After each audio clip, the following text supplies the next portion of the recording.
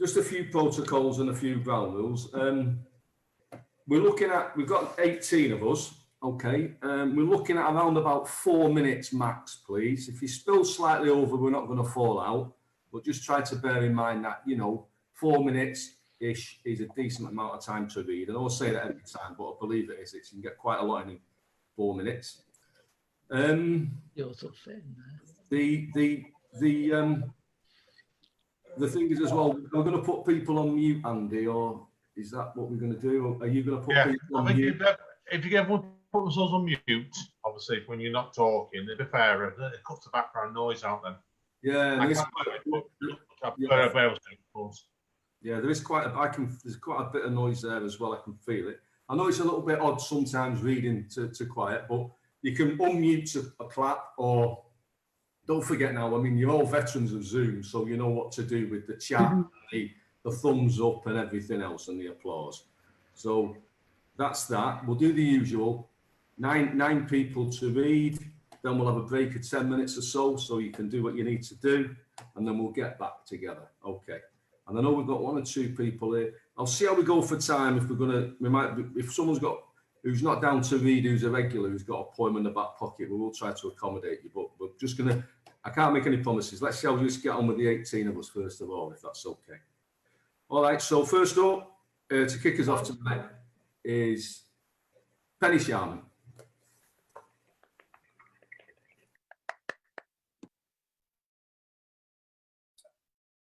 So can you hear me now?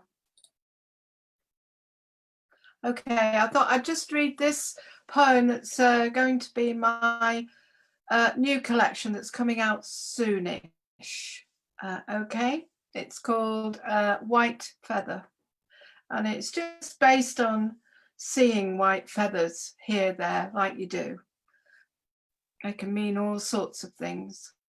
White feather. 1. I've fallen far from your golden wings. Look at me on the dirt path, alone. How many fathoms of flutter, how many hawks have found my smallness? Look at you, guardian to a body beautiful. How a sunstorm catches your magnificence.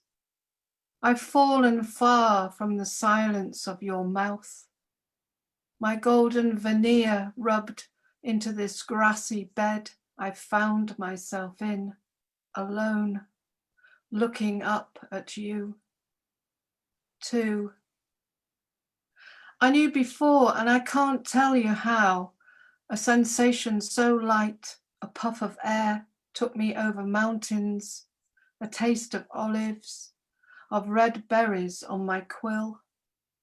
I knew before I lost flight that falling was the death of me, a detachment.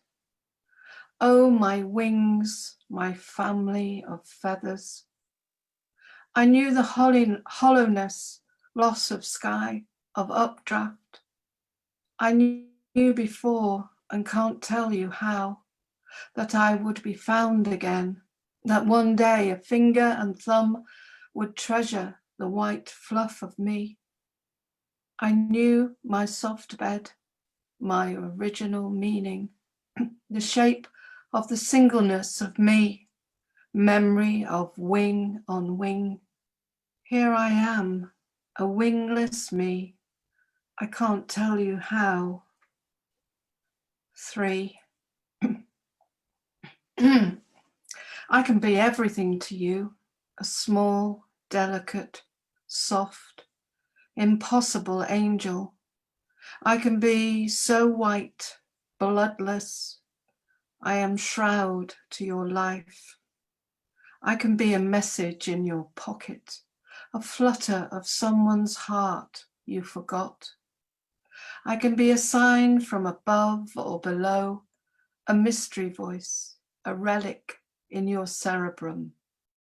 I can give you hope of continuity, that cups of tea and bread with honey exist in heaven.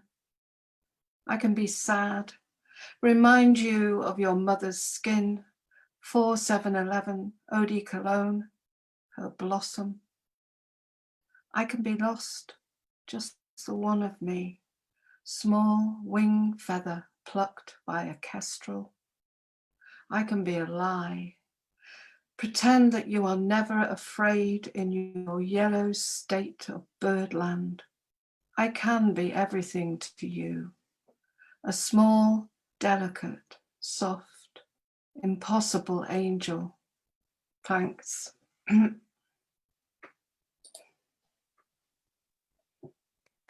Thank you.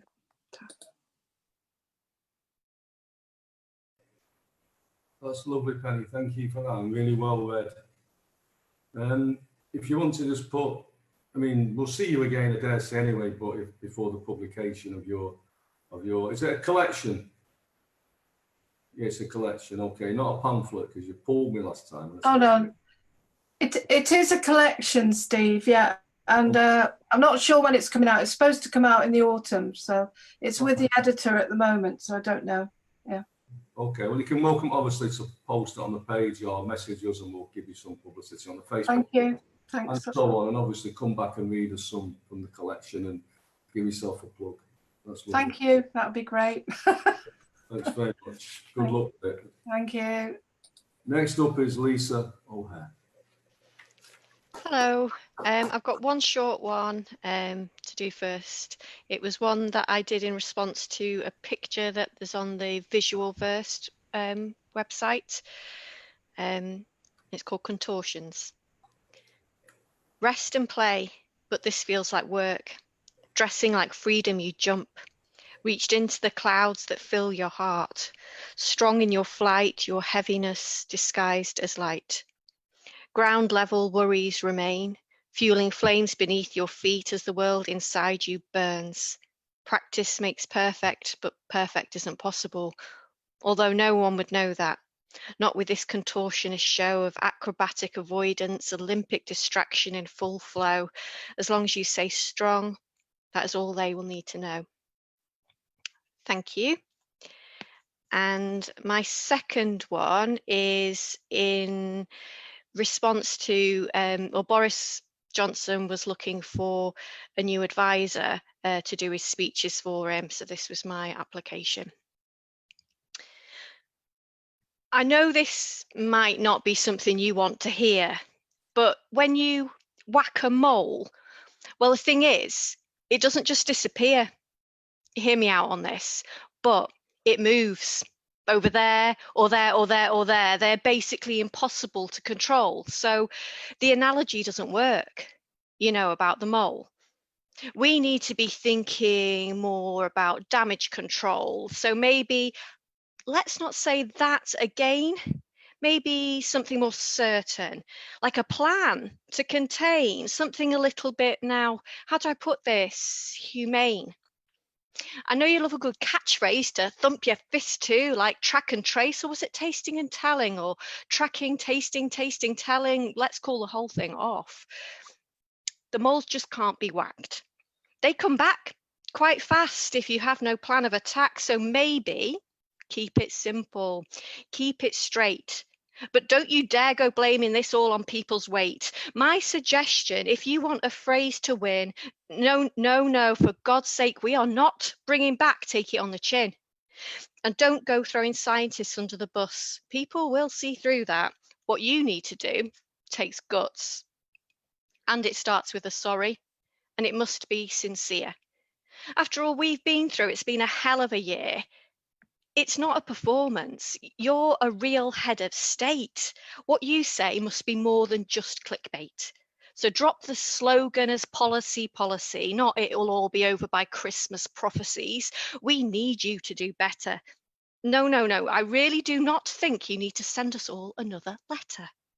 It's just if you get better at this, we might start to think we can get out of this abyss, as for better or worse, you are the one charged with keeping us out of a hearse. No. Please do not use that. Oh God, he loves it. I quit.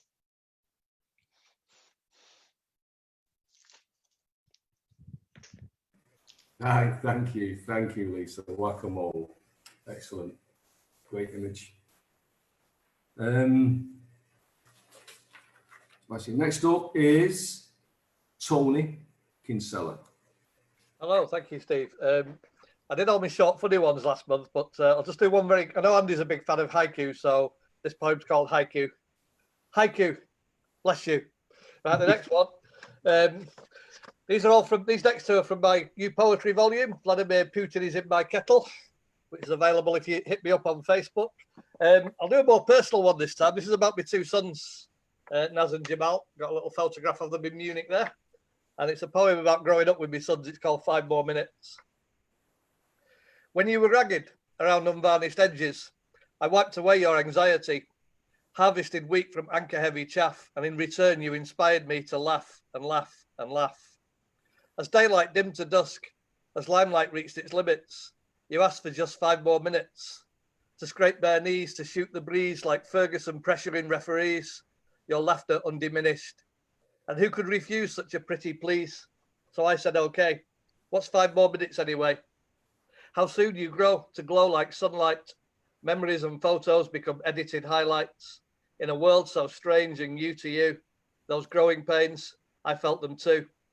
I cling to your childhood with knuckles white, as hair grows thinnish and fades to grey. What's 5 more minutes anyway? And as you grew and blossomed, as you flew on gossamer wings to independent happenings, with voices confident and loud, to make your mark, to make me proud, to have your fill of life's rich tapas bar, my satellites, my shooting stars, the only thing that I've got right so far. I knew I was blessed. I kept the twigs strong on the empty nest and secretly longed to see you in it, held and kissed for just 5 more minutes. Though the sands of time are a strict taskmaster, passing by forever faster, our journey yet remains unfinished, the flames of friendship undiminished, our bonds as strong as Popeye on spinach.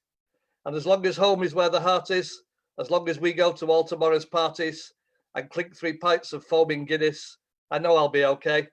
What's 5 more minutes anyway? Left fatherless in my mid-teens, I long to fulfill one modest dream, to see you flourish, nurtured, nourished, settled and secure, and sure in your mission, happy to the core and self-sufficient, with the hearts of lions, but the eyes of a cynic. And selfish though it seems for me to say, when I see you both safe in a life worth living, I'd like to stay beyond that limit before I go my weary way. Well, what's 5 more minutes anyway? And thank you. And the second one, this is looking back on 2016, about what a terrible year it was in 2016, how little we all knew. And the word of the year in the Oxford Dictionary was post-truth. So the poem's called Post-Truth. With post-truth, we're past caring. Fat cats ain't got no stomach for sharing. What do you drive and who are you wearing? As populism rears its combed overhead, Obama cared, but Trump's not fussy. Mexican bandits swarm the borders, he clutches at pussy, lock up your daughters. While Nigel forages for lame excuses, locker room banter, that's all abuses. No, wrong answer. That's what post-truth is. Referendum, dum, dum, dancing to the echo of the EastEnders drum. Nests get feathered and careers get furthered. Extremist dream of members-only utopias at the going rate, and Joe gets murdered. In a landscape of phobias, a cornucopia of hate, post-hope, post-truth, where tears of joy evaporate, post-Ziggy, post-Prince, post-Leonard Cohen, we're going with post-truth. Thank you.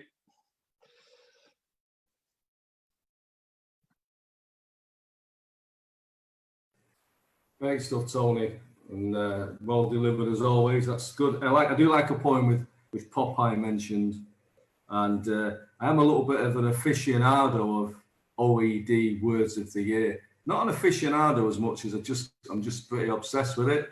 So you know, I like to look for a good one. I mean, the current one is climate emergency. It's been toxic the year before, but arguably my favourite OED word of the year, I think selfie was about 2012-13, but shortly after that was the emoji with the crying, with the, you know, the lol one.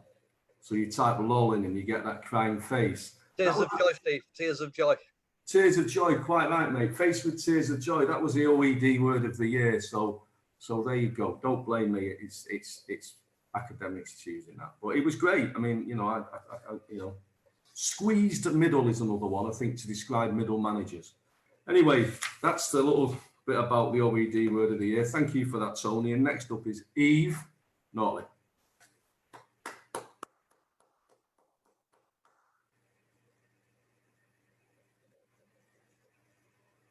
Eve? Eve? Eve? Need to unmute yourself, love. I have done. Hi, honey. You're right. Okay. My first poem is inspired by Henry Vaughan, and it's called Eternity. Reach out your fingers skyward. We can all touch the stars. Our lives, pieces of the puzzle that is the cosmos. Know each breath you take ripples the fabric of the universe. Deep within your DNA, feel eternity.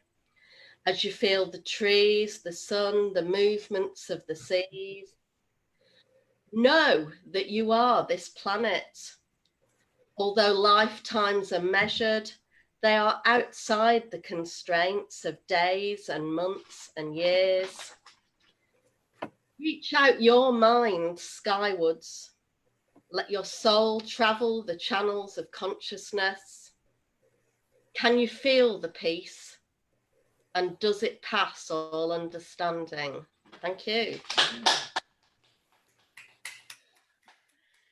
Okay, I don't usually do poems like this, but this is a poem about a piece of clothing. And it's called The Red Dress. I can't remember now where I found the red dress. A thrift shop in Edinburgh in the frenzy of festival, I think.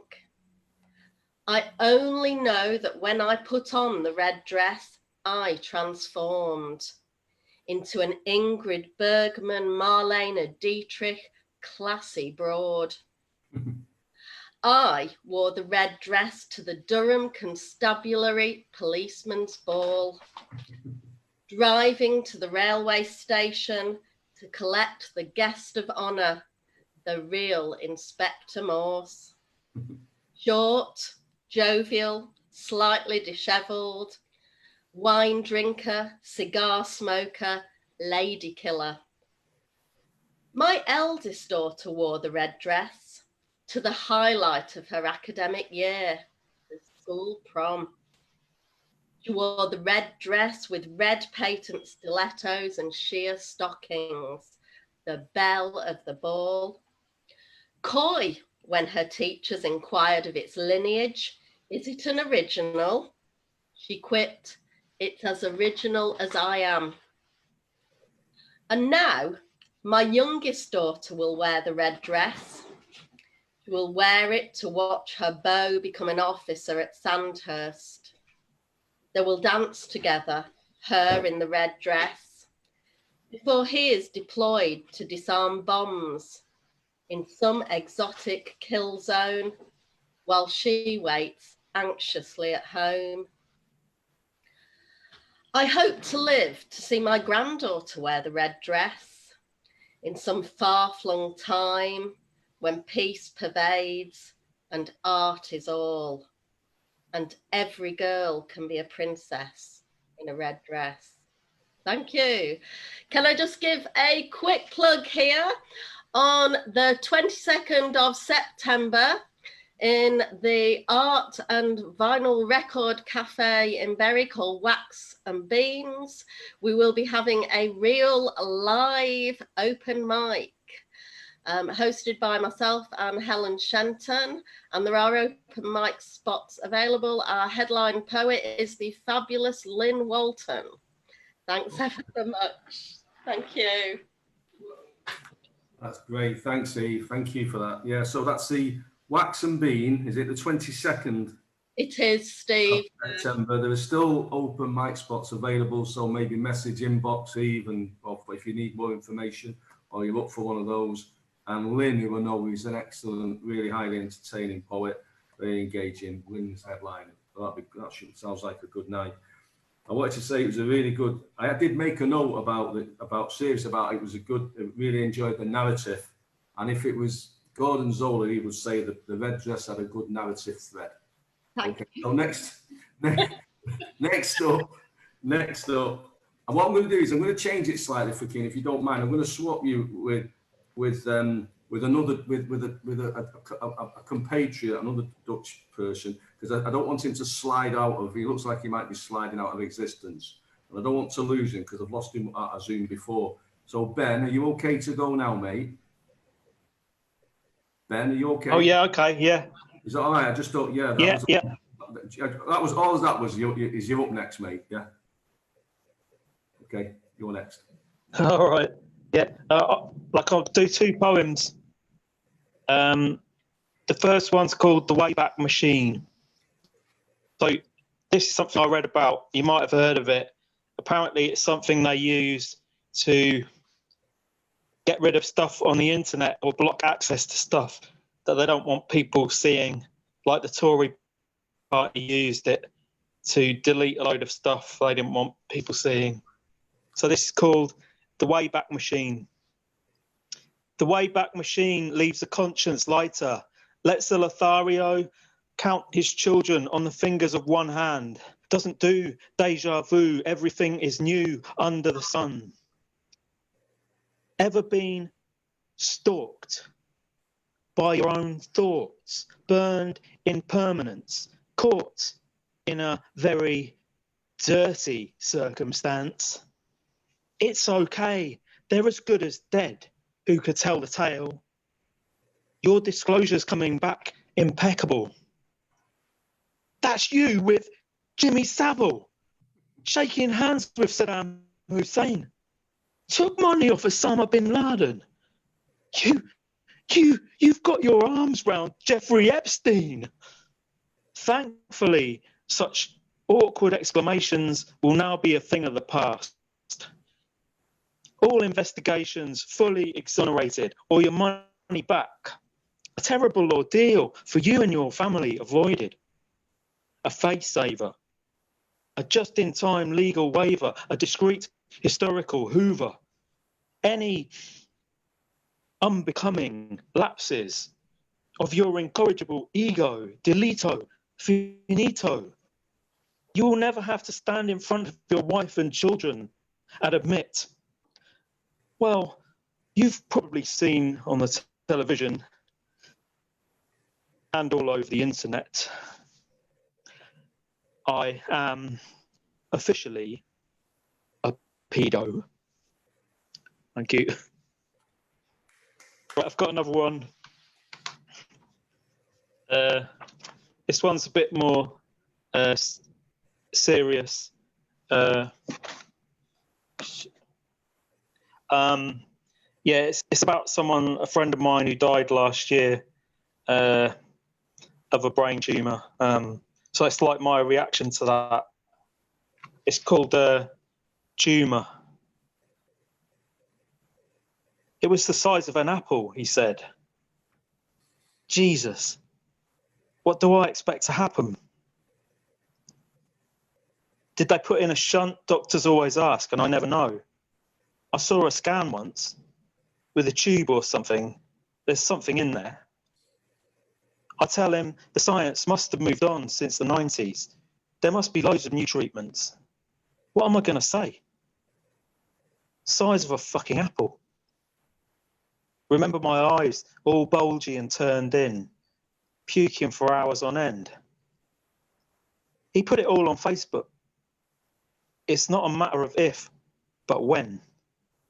Ah, Gibbo. Hang on in there, mate. Absolute hammering of chemo and radiotherapy.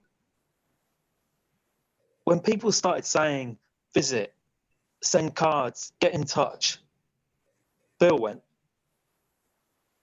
He wasn't moving or speaking. He'll have known you were there, I said. And it will have meant a lot to him. Thanks.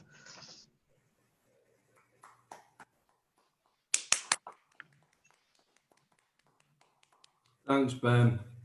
I think the words speak for themselves there, so I won't add anything else to that except they're powerful. Thank you, mate. Okay, next up is Fokkina McDonnell. Just unmute yourself, Fokkina, please. Thanks. Thanks, Steve. So I'm still in my caravan in the Netherlands, and I had today. I'm so excited to tell you my first trip to the beach.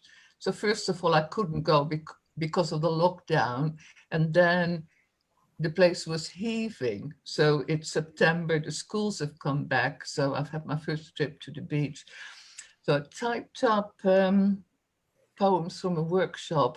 And it was really odd because it was a lockdown poem from a couple of months ago. And I looked at it and thought, this is so weird. This seems another life altogether. So it's about my lockdown experience in the Netherlands. Where we are now, Mark Rutte, the PM, called the Dutch lockdown intelligent. At Easter, the people were visiting garden centers and large furniture stores, cars queued round the block. I eat well. My weekly list always starts fruit, fish, veg. The Albert Heijn supermarket is over 2 floors on Royaardsplein, long dead famous actor. Joshua has twice posted a 10-euro note in his card for me to buy flowers. 2 bunches of tulips for €4.99. They go in one of the 2 large saddlebags. My shopping list is in English, except for havermoutvlokken and the ontbijtkoek, about which I change my mind each week, as by then downstairs I view the trolley and give priority to 1 liter of South African white with the logo of a giraffe. The bike with small wheels is an old gazelle. My shopping is geared towards maximizing space.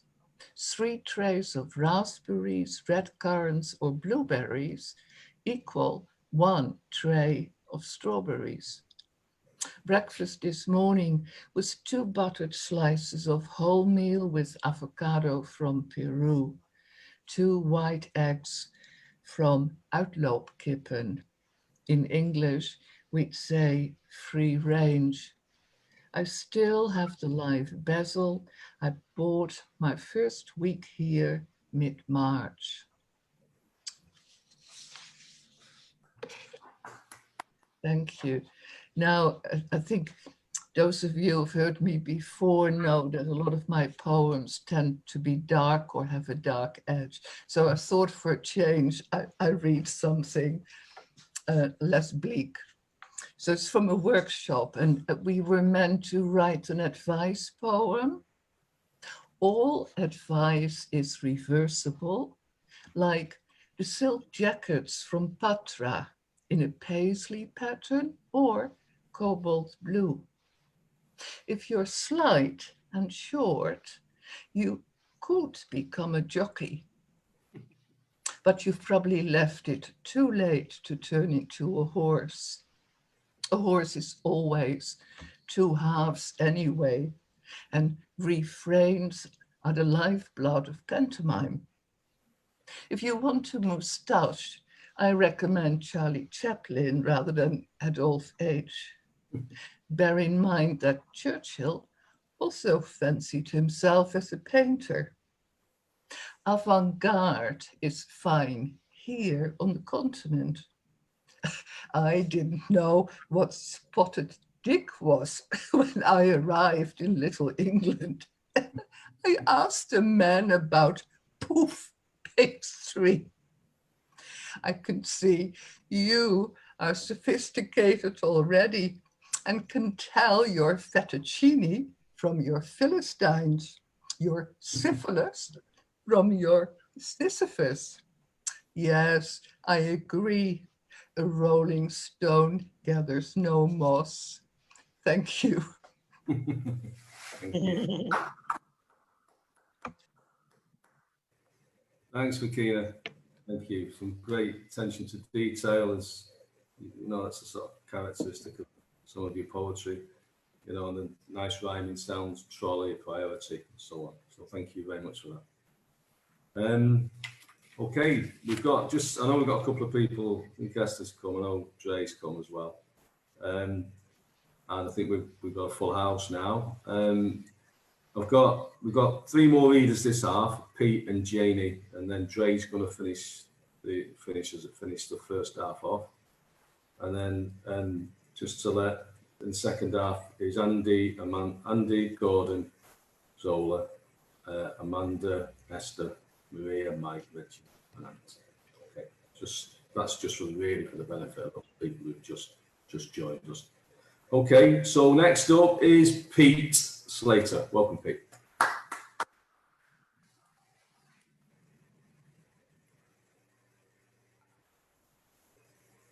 There we go. Can you hear me now? I can hear you, Mother. Yes. Hear great stuff. Thank you. This first one's just the memories from when I was a young protester and hippie, and I've wondered what happened to some of the people that they used to hang around with. And this is called Slip Your Slippers. You can keep your slow, slippered, rocking chair existence, but just excuse me if I pass on this and make space for my resistance. I have to live, I need to sieve the darkness from the light. What happened to the fearless curbside cowboy? What happened to the daring live for now boy? Maybe lost in acceptance, having grown dependent on the machine. Maybe contentment absorbed the fight. Open your eyes and free your mind, see beyond the safety of the grey. Slip your slippers and rock your world. And tell me what you've got to say that I haven't heard before. Remember when we swore we were never going to get old? So, what happened to the angry young man? What was it that made him change? See, I'm still asking questions. Don't you find it strange we went our different ways? Serendipity says it was a lie that we were told. Well, I'm getting older now, but it's only affecting my extremities. My mind's still sharp and angrier than my contemporaries. The future got here so fast. Don't forget the past, but leave it where it sits. Remember, there's nothing in our genes saying you have to drag it along. File it. Use it for reference to smooth your path. And please don't get me wrong, I do see the point, but don't disappoint me. If you wear the cap, make sure it fits. Don't always compare what's happening now with what went on before.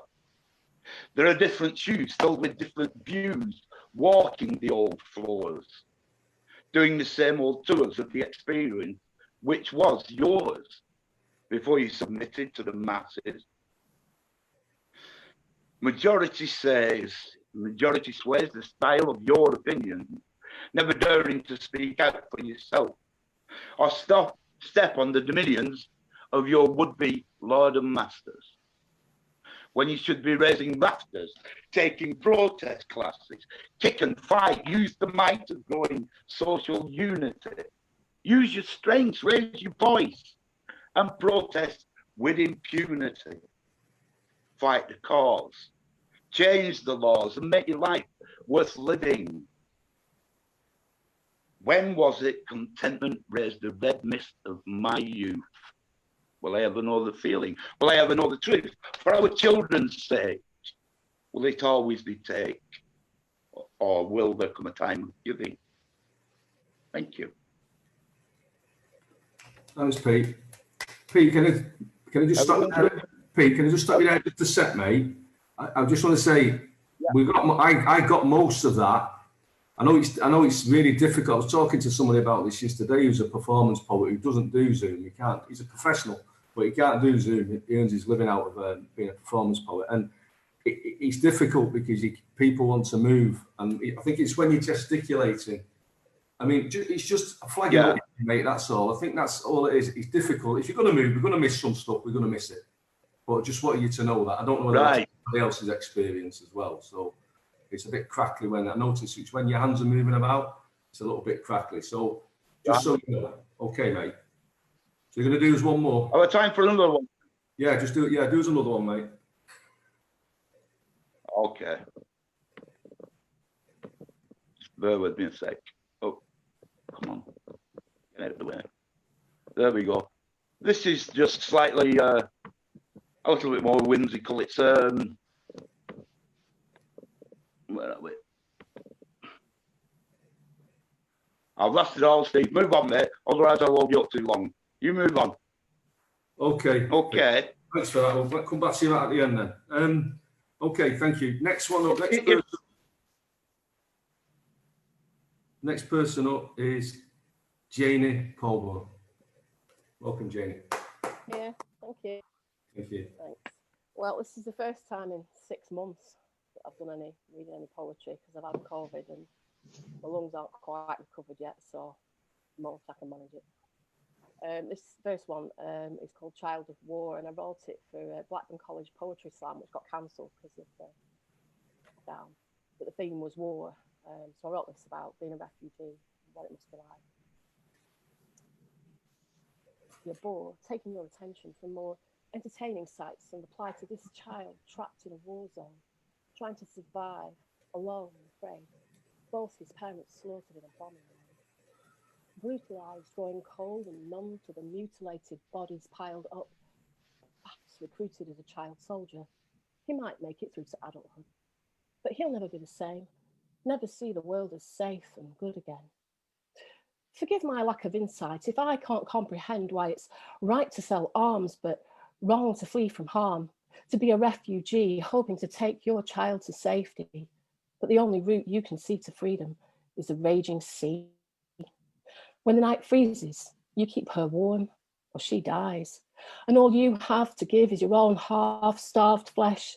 Those deep, loving eyes will make you weep as you wonder if they'll see another sunrise. Is it crazy to leap when your home is ablaze? When the only world you've ever known is razed to the ground? When your friends in your neighborhood are blown to bits and your wife sits with your last remaining child to her breast, prays that your lives will not be next? There is no rest in this place, no respite, no calm. When that small, trusting face turns her gaze upon you, there is no peace. In the momentary ceasefire, just before dawn, you must decide. Would you stay, or would you bundle her in blankets and run away? Thank you. Is the sound okay? My signal's not very good. Can you hear me all right? I can. I lost you a little bit at the beginning. I don't know what anybody else did. Me too. Yeah, at the beginning, Janey, it was a bit crackly here as well. Oh, was it? Right. I'll try.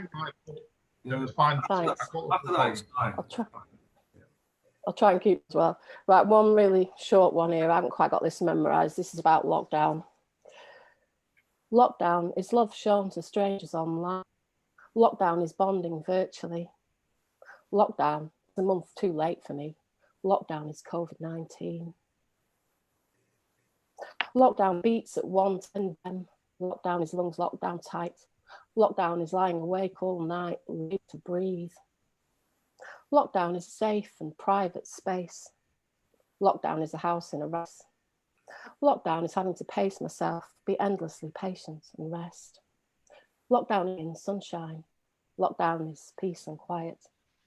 Lockdown is a permanent pajama state while half the world riots. Sorry. Lockdown is family calls every day. Lockdown is moral support. Lockdown is making sure we say, stay safe. I love you. Thank you.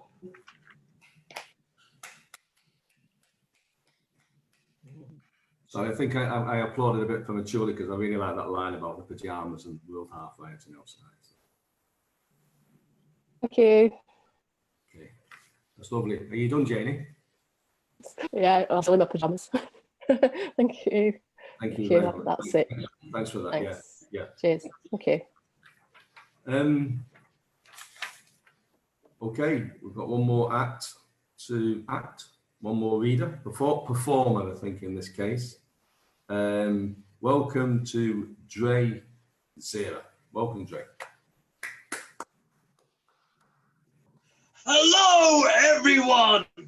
My name is Dray Zera, and after a month out of having a break, this mask is on before it's too late. I have got 2 poems for you guys, and this first one is titled Shapeshifter's Lullaby. 3 decades of this battered body, misunderstood by everybody. I want to be somebody, yet I am nobody. Shaping this future is difficult, sanding the rough edge of this rock. I'm miserable. I don't know where to turn, forever unstable, as this body is burdened by labels. Cut tension with a knife as light fades. I wish this shapeshifter of mine would find grace, as I want my malignant side to lose face. I got my eyes down to my iron sights, as time makes use of my tired eyes, as I have felt lost my entire life. Now the hourglass is running out, and the sand is running down, and the rain is pouring now, and no longer I am loud, no longer I'm allowed, no longer I'm allowed, no longer I am proud. No longer am I a shapeshifter, no longer I'm a shapeshifter. Thank you. And I have got one more poem for you guys before you get to head off to the halftime break. Woo! This is a recent poem that I've written. Therefore, for you, you lucky people, this is brand new. For anyone listening today, this is exclusive. Not even my girlfriend's cat has heard this song, let alone my girlfriend. Anyway, this poem is called Echoes of the Disenchanted Forest. A cry for help can be a cry for pain. Let it rain, let it fucking stain. Knees collapse, scraped in mud, with all hope fading, grasping at crumbs. The callous cackles crow and crave the hate, takes a bleeding cake as they leave no slice of comfort for those in need, let alone tears. Fear for what you know, they fear than the unknown. Scared of the echoes, they're scared of truthful calls. A cry for help can be a cry for solace. Let it rain, let it fucking shine. Knees hail from scrape yet fine, with all hope rising as I gasp divine. The scour shadows snake away as they are leaving me. Of disenchantment, let the forest breathe, and you can fill in the blanks. Thank you guys. My name is Dray Zera. Thank you very much for listening, and I'm looking forward to the rest of the show. Thank you. Thank you. Is he gone? Thank you, Dray. How does he do that? How does he just disappear like that? I don't know. Yes, a great way to finish off. I wonder what his neighbours think. A great way to finish off the first half. Pete, we will come back to you, mate, so you can squeeze in another poem after the break. Let's get back at 10 to. Gives us about 12 minutes. Is that okay? See you at 10 tonight. All right, folks.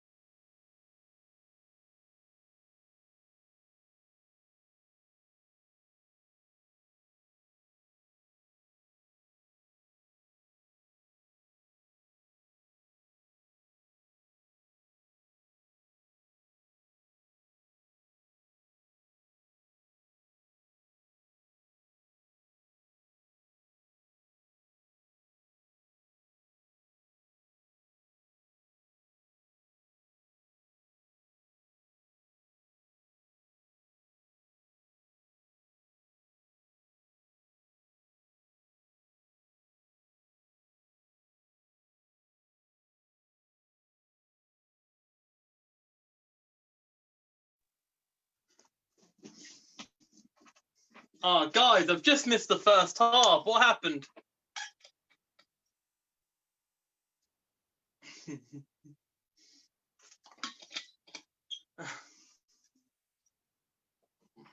Let's read some comments here.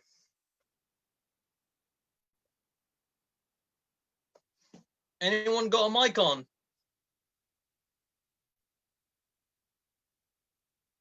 Let's have a look.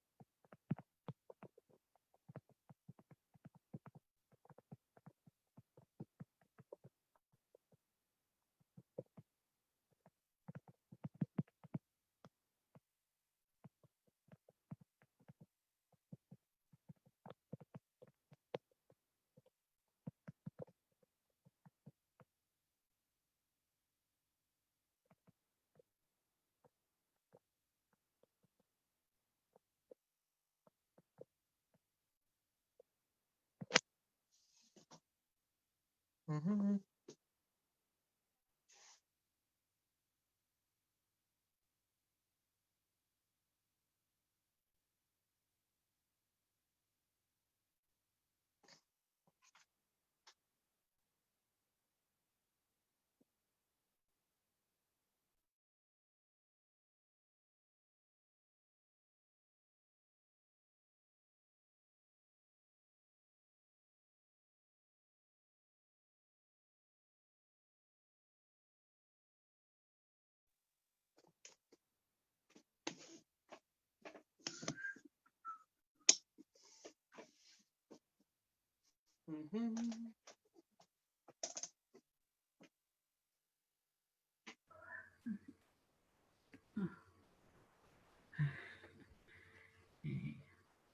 Hi, Dray.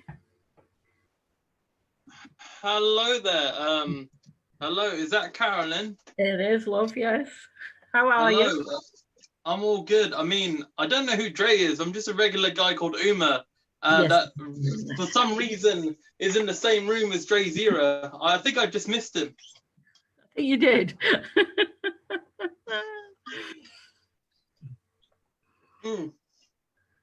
So how's things? Yeah, things are How's good. things? Are you getting any work or? Yeah. I'm literally working for a client right now. Brilliant. Multitasking. Yep, working for a client right now. Brilliant. As I have a magical system underneath this camera here. Have a look. Mm.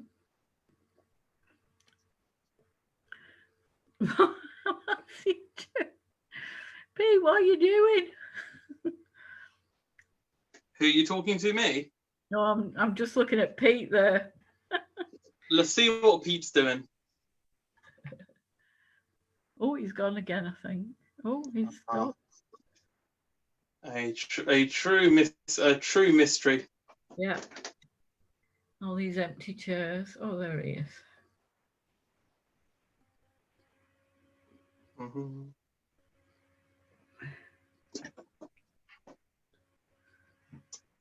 Mm-hmm. Oh.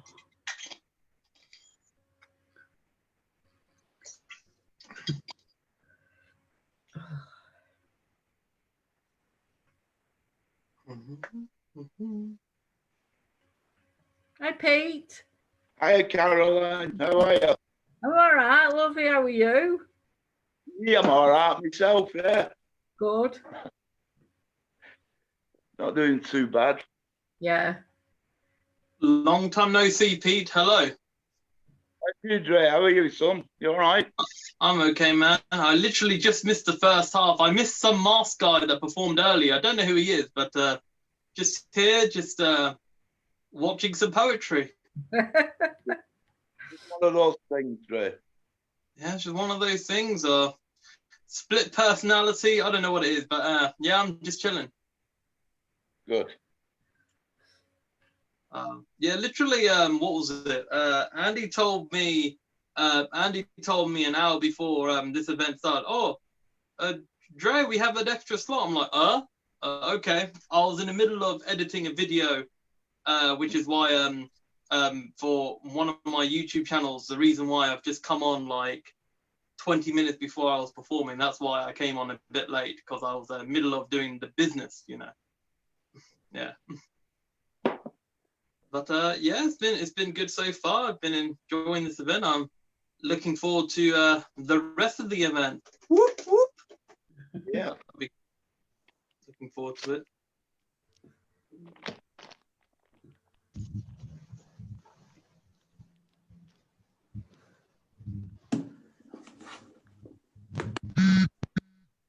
Oh.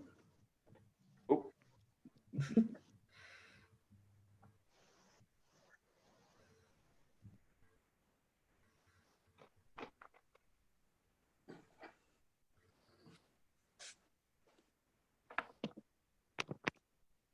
So you're in lockdown, Pete? Of sorts. I can't make head and tail. We were in the same boat as Rochdale, Oldham, Bury, and everywhere else, and then it changed, and then it all went to Oldham, and etc., you know. Yeah. But I'm not bothered anyway. I've been isolated for nearly 4 years anyway. So Right. I don't mind being isolated from where I have to be. So, are you saying that you're an expert at it then? Yeah, definitely. Yeah. I cared for my wife for 3.5 years, and I couldn't wait because she was bedbound. So this has been great for me. Yeah. Yeah, Zooming, and yeah, it's been really good. Yeah. Yeah, interesting. But time's flown. To be honest, it's a year this month now since my niece died, so it's flown fast. Is it? Yeah. Is it that long, love? It is, yeah, 23rd of this month. It'll Wow. be a year. Wow. Didn't realise it without. I don't know where the time goes though. I'm sure somebody speeded the world up, Pete. Don't to Caroline. I mean, my stepson now. He's only got 5 months to live. Oh no. That's awesome. Cancer of the gut. Oh heck. I tell you. It must be me. I must be the Jonah. No, I don't think so, love. I don't think so, no. It's just unfortunate, you know. It's life. That's the way I look at it, Carolyn. It's life, and poetry is a great relief, you know.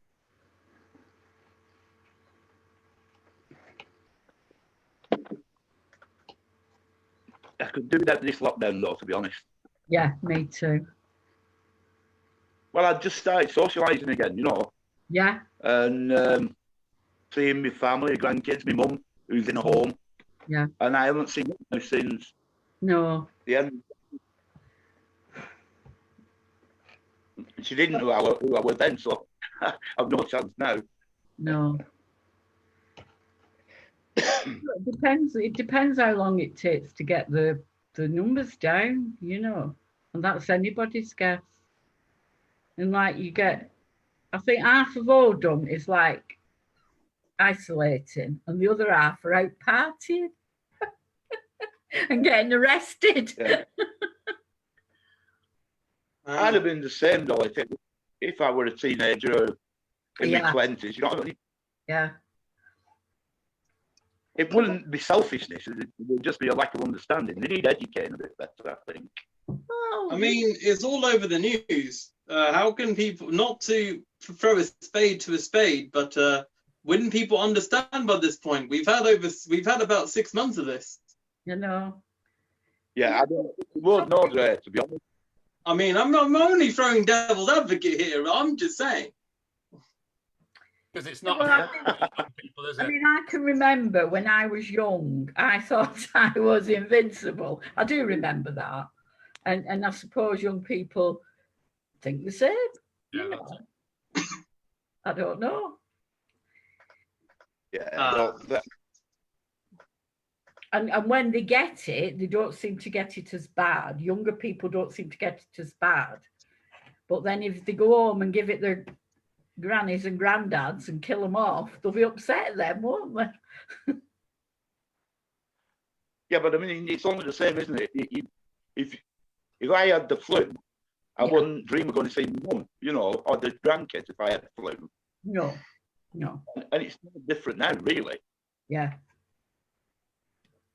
And like I say, if I were in my prime, I'd be thinking, this is a load of rubbish, this. I'm not ill. I don't know anybody who's ill.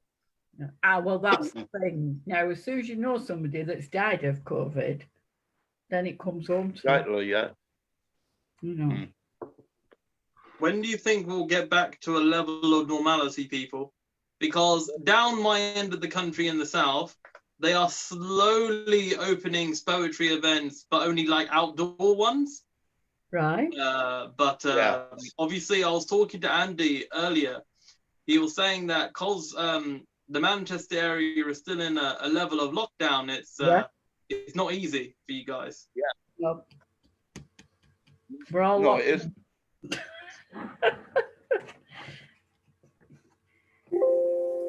And Steve and Andy have to find us a new venue, don't you, Steve? I know. It's so we'll get somewhere, don't we? It might be. Hi guys, bear with us. Yeah, it might be in Chorlton, or we're going to try to stay in Stretford, but we'll see. We'll be this. Hopefully, be this neck of the woods anyway. So we'll also try to make it easier on get it somewhere near the tram stop or the bus stop. You know? Good idea. I think we'll get somewhere because me and Steve and Amanda have been talking about this film, and you find, I think, if we get the right venue, I think a lot of take offers to get like. You think when we've got what in Speakeasy when what was Steve used to get about 30, 40 people, didn't we? Yeah, we definitely somewhere between there. Yeah, we were getting late 30s, weren't we? Yes, I think most venues will take snap that off the but bear with us, guys. Have you tried the Lloyd's? No, that's the place we're going to try. To be honest, that was the room upstairs. Manager there is very receptive to events like that. I was organising that poetry night, and he was dead keen to have it, so he'd be up for it. Yeah, because Sarah Dixon used to have it there, didn't she, for years? Quite a compare, wasn't it? Yeah. Yeah, definitely. Yeah, thank you for that. All right, we'll get cracking if that's all right, because we've got a few people to get through, or to hear even. As I say, take your time when you're reading. There's no rush, but say looking around 4 minutes a slot. Okay. Pete, will you kick us off this half, mate, and finish off your second? Yeah. The second poem you're going to read, and then we'll kick into Andy, and then Gordon, Zola, and then Amanda. Okay, Steve, thanks for that. Cheers. Can you hear me okay now? Can you hear me okay? Yeah, sound. Right. This is, I was talking to Carolyn a few minutes ago. It's coming up to 12 months this month when my wife passed. And I wrote this poem a while ago, but it fits the mood that I'm in at the moment. It's called The Land of Never. I sighed and the mist parted. I listened and the music started playing our song. Oh, how I longed to dance again, laughing naked in the rain. I rubbed my eyes and stared. I looked, and you were there, smiling with your eyes. But they couldn't disguise your sadness, and they couldn't hide your pain. As your face began to fade, I caught the hint of your perfume. And I imagined you were in the room, laughing as you always did. I closed my eyes and tried to kid myself I could rewind the past, capture time and make it last. And we could live forever, live out our lives in the land of never, flying free and contented, lost. But with the fairy tale comes a cost. And it's at this time of year in quiet reflection, I remember you with love and affection. The bond we had can never be broken, and the words I love you can never be spoken, but they are whispered with every breath I take. I toast your memory, and my heart aches for times gone by. And then I cry. Thank you. Thank you, Pete. I'm glad you managed to. I'm glad we managed to hear that second poem.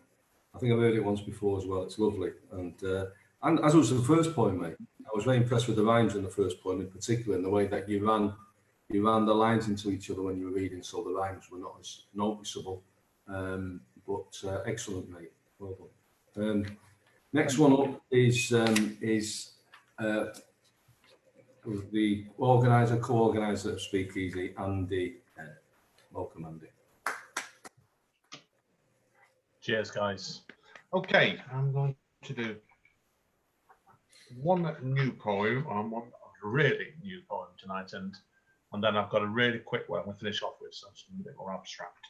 Now, the first one I'm going to do happened a couple of weeks ago when, since we've gone into lockdown, me and Amanda, we've been doing lots of walking basically all over the hills and Shepley Woods, which is around the corner from where we live. And unfortunately, I nearly drowned on it a couple of weeks ago because I went flying off the edge of the banks. And this first poem is about that, and it's called "Facing the Music" by the River Tame. That single word held up in the air, narrowing and rising with your breath, shaking like an acoustic ballad, pausing for thought on the side of the Tame, before starting up again in a slightly different key. You've been walking together, wandering all the way from home, over to your woods for your usual Saturday walk, and just turned back from a deserted shed when you went flying. Holding hands with your partner when suddenly you were in a mud bank and skidding all over the place, closer and closer to the river. Your every instinct trying to keep calm, even though your body completely disagreed. Breathing slowly once, then twice, before rolling over again to position your body, your right arm covered in small cuts, and both at the top of your legs like a torn jumper. Withering in fright, running over the fields until your partner got her arm out and managed to pull you up, leaving both of you panting in breath, facing the music of your lives together. Cheers, guys. Okay, moving straight on. Now, this one's a bit more of a diary sort of one, this one. So this is pretty well what's been happening to me in the past week or so, really. And it's called The Everyday Mists of Normality. Unexpected, like you stepped into someone else's life at your cricket club. You can hear them call out before you turn the corner. Not to each other, like the ball had gone out for 6, but to you, to let you know it had reopened unexpected. Unexpected, the email hung quiet in your thoughts. When one of the poetry nights you used to call out pre-lockdown announces it'll be starting again. If not mid-September, then October. And a pair of you looking at each other wondering, is it safe? Is it too soon? And then unexpected, your gym reopens with a 3-month offer to try and get you to go away from the local woods and the horses that want to become your friends in the absence of people who you see on a weekly or less basis. And you listen to what the government are saying after talking to your father, who had been housebound for 4 months, saying he may have believed them more, but they said they were building a bridge to the moon after what he'd gone through. And you listen to the water pooling in the groove, the breeze rattling in the trees as you get back onto your local footpath, which you've given up warning to social distancing, now starts with words mirroring your concerns, or new guideposts of what it thinks you should do, round to the causeway. She's back inside your house, benching yourself in his thoughts. It's over. But you know it's not. Cheers, guys. Right, I'm going to finish off with a very, very quick haiku. Since Tony was going about me and haikus before. Now, I'm running at the moment a very informal writing workshop. And this came off an exercise the other day, and I can't remember what the exercise was now. So, but this is, and it's not a true story, this, I need to say it very quickly. It's called In a Pickle. You know you were in a pickle the day after kissing her sister. Right, that's me done, guys. See you soon. Thanks, Andy. Thank you for that. Next up, I'm delighted to be able to he's here tonight, because we waited last time. He was very patient and he waited till the end, and then he was cut off, so we never heard him, which is a shame, because he's a really, really funny guy and a master of puns. Gordon Zola.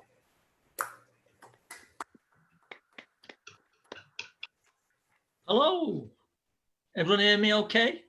Yes, mate. Loud and clear. Cool. Yeah, I don't know if you noticed, but COVID's hit the hedgehog family.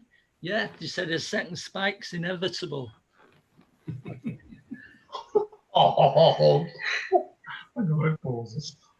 Okay, no, this my first offering. It's about a group of people who've done probably more than anyone else during the lockdown, volunteers, and think of particularly people like Pauline Town, who's done loads for the homeless. And this is a celebration of volunteers in the form of a rap. It's called Volunteers Rap. Yes, we're here today to put you on the map. Celebrate your beauty with the Volunteers Rap. Yes, we're here today to applaud and clap. Celebrate your beauty with the Volunteers Rap. We can do without politicians and profiteers, fake celebrities oozing crocodile tears, but we can't do without you, the pride of your peers. The world would be a poorer place without volunteers. That's why we're here today, to cut through the crap. Celebrate your beauty with a Volunteers Rap. Life's a university. Let's cherish diversity and take the opportunity to celebrate community. That's why we're here today, to cut through the crap. Celebrate your beauty with a Volunteers Rap. Some people think it's funny you're not doing this for money, but they haven't got eyes to see why you're doing this for free. You're the unsung heroes, the people's voice. You're not doing this because you have to. You're doing it by choice. That's why we're here today, to put you on the map. Celebrate your beauty with a Volunteers Rap. Join with us in jubilation. You're the heartblood of the nation, the pulse, the heartbeat that keeps the country on its feet. That's why we're here today. You've escaped the rat trap. Let's celebrate your beauty with a Volunteers Rap. Yes, that's why we're here today, to applaud and clap. Celebrate your beauty with a Volunteers Rap. Thank you.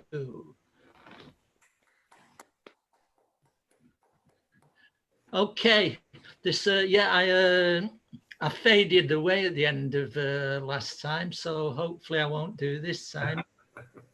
And this is about a group of people as well who refuse to fade away. Like this, any excuse to wear hair. Yeah, this is the aging rock legend. I'm an aging rock legend, past my sell-by date.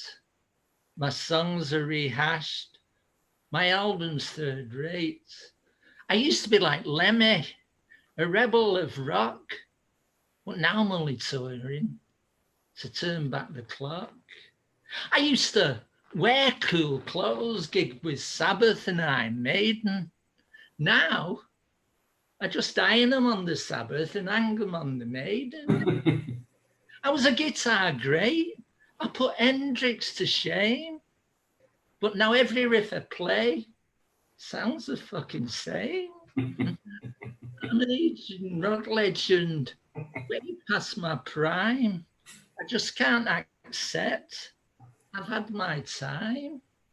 I used to be a guru of heavy metal and thrash. Now I'm only doing it because I've run out of cash. I used to bite heads off bats and wash them down with Dettol. Now I've got a peptic ulcer. I've got to let my tea settle. We used to trash hotel rooms for fun, drive the residents loco. But now it's in bed by 9 with my Phyllis and Coco. I'm an aging rock legend, way past my prime. I can't remember songs. I've forgotten how to mime. I used to be a guru of heavy metal and thrash, but I'm only doing it because I need the fucking cash. I used to swivel my hips and wick the chicks into a stupor. Now I'm having my hernia done. I just booked in with Bupa. I used to screw supermodels for fun. I could have any piece of ass. Now it's tea with the over 60s and a free bus pass. I'm too old for touring. I'm way past my best. My bones feel the gold. I have to wear a thermal vest. I used to snort coke for fun and get stoned with the best. But now I'll settle for Lemsip and the Vic rubbed on my chest. I'm an aging rock legend. Most of my friends are dead. Some are in rehab. Others out of their head. I was a party animal and drive people insane. Now, I'm only touring, so you'll remember my name. Thank you. Okay. Can I just do a quick plug? Yeah, hang on. The Bad Company Little Red Book, we've still got a few left. I mean, so it's well worth a read if anyone wants them. If you go on to Crows of Albion website, the Bad Company bit, I can't remember the link, so you'll have to look. But I mean, getting directly from Ian Whiteley, he'll send it out to you for £7, including post and package. Okay, thank you. That's the end of the plug. Enjoy the rest of the evening. Thanks, Gordon. Zola, the man who rhymed ass with bus pass. Can I just say, is it the Bad Company website? Did you say that? Yeah, it's on the Crows of Albion. It's on Crows of Albion. Crows of Albion. Okay, the Crows of Albion website. That's great. Thank you for that. Thank you. Okay, next up is Esther Koch. Welcome, Esther. Hi everyone. I've got my awful hair hat on and my it's nearly autumn blanket. So where's my book? That'd be a good start. Finish your ice lolly. You finished it. I finished my ice lolly. It was very nice, thank you.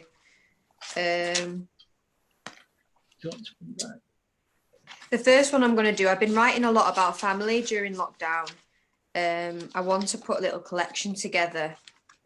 And certainly, I think maybe it will either be family based or I might have a chapter on family. That's very wishful thinking that I could publish something with chapters. But there we go. So this first one is called Miss Jackson. And I'm not sure if anybody's familiar with the Outcast song, Miss Jackson. Yes, no? Yeah. I Cool. was listening to it today, by the way. Cool. Right, I'll get going. I'm sorry, Miss Jackson. I know you never meant to make your great-granddaughter cry. Sometimes I murmur to you in the empty hearth like a tot peeps up the flue for Father Christmas. Your spectral visits keep me up all night. You were a rapeseed beauty, attracted to the scythe. You were taken too soon, made an ancestor too early, left your sons beneath the awning of the devil's curly hair. Miss Jackson, we no longer have to play this game of truth or dare. I know baby daddy lied. Like Semele, you were incinerated in his stormy gaze. You were a cow incandescent white, struck by lightning mid-graze. He was a bad man, Miss Jackson. A seer told me so, that he was a bad man, and this bad man is in my blood. You were his potato flour in the smoke, a flare in an old Kent Road flood, a flaxen hood, get rid of the cat, a flaxen hood, worthy of your name, but cursed with his, a corn doll automaton with a mop of hair the colour of yolk. He mashed us both up good and proper. He chewed you up like cud. He was born broken-backed with the load of a hand-me-down serf, a family camel, extended like the last cigarette on earth, a Babylon boy, corrupt to the marrow. Miss Jackson, I thought I'd reassure you that little Leo inherited his mother's mane, like wharf-side pampas grass. And when Leo too came, coroneted in Irish black, still you were baked into him, like souls and sultanas are in burnt October brack. Miss Jackson, your great-grandson brought your congenital Promethean flame back. Parabolic tongues of coarse poodle hair fawning towards the sun. Oh, Miss Jackson, he's so handsome. Won't you lace his evening meal with accomplishment? Won't you oil his every stride, strike a match and light the fey flecks of Durham wheat in his eyes? We'll cheerlead your tribe at the Gene Pool Gala. We'll survive the pesticides that have withered the paternal line. Miss Jackson, our colonel, we're your walnuts, we're your eternal Southern England cereal. New Iconi imperials, growing ever strong, with the gift you bestowed on us to speak to you through the veil into Avalon. Miss Jackson, a court might rule this as conjecture, but as long as I retain the freedom bestowed on me by your generation, I'll prove you weren't defeated by a stairwell. I'll carry his gross alibi. I'll prove it wrong. I'll celebrate you at every festival, stoke his effigy over a fire, and toss the remains into a Pendle dell. Every new season is woman-tide. Thanks.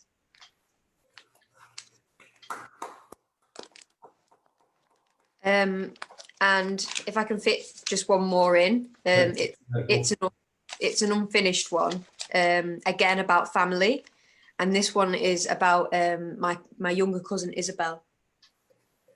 So it's unfinished, but I thought I'd share what I've got.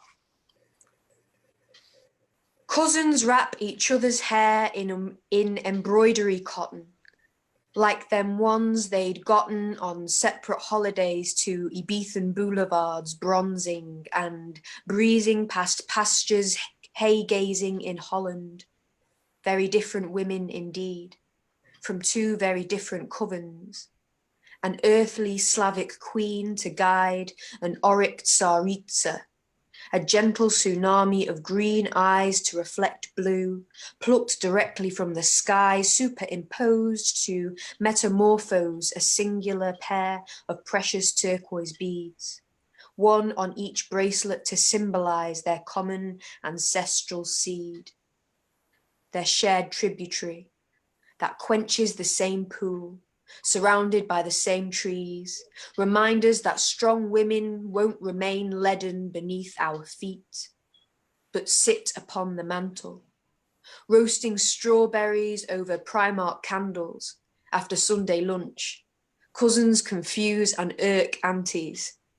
Cousins get a score of body piercings, 15 on one body, 5 on the other, but she's working on it. Cousins frustrate and dismay aunties. Cousins do and don't attend mass. Cousins look for anthropomorphic critters in the virtual long grass. Drawn to motherhood through gizmos, an experience through which in each other they could confide, but not until they're both past 25. Cousins heed the warnings of aunties. Thank you. Thanks, Esther. That's great stuff. So many fantastic lines. Roasting strawberries over fire-marked candles. Brilliant, brilliant stuff. Okay, next up is Maria Byrne. Welcome, Maria. Hello. I'm really enjoying the poem so far. There's quite a lot of good stuff. I've got 2 poems. One's an old one, and I've got a new one as well. I'll read the old one first. It's called Dark Roasted. Stirring slowly, dark roasted, aromatic scent snare. What thoughts loop back the bitter but warming flavour that stirs to the deepest of your soul and asks, where do you want to go? Does it tell the future? Does it mirror my thoughts? When reflected in a coffee cup, eyes looking, can they read my thoughts? It washes over emotion, a tidal rich from the jolt of your heart. Is it just a coffee or is it just too intense? Thank you. Thanks, Maria.